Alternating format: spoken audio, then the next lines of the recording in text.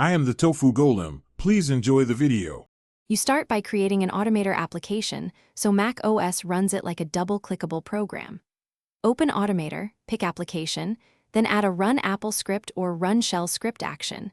This lets you launch Roblox with arguments. You do this because the application wrapper avoids repeated manual steps. Once done, confirm the Roblox app path and grant accessibility or full disk access to Automator.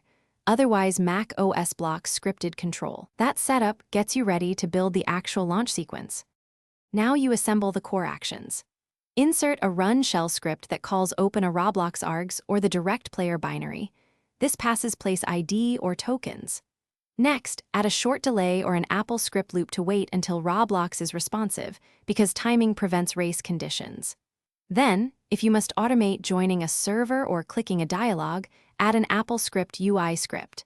Target the window, check for buttons, and perform clicks. This combination gives reliable, repeatable launches. Finish by saving the Automator application and running it. Test multiple times to catch timing issues.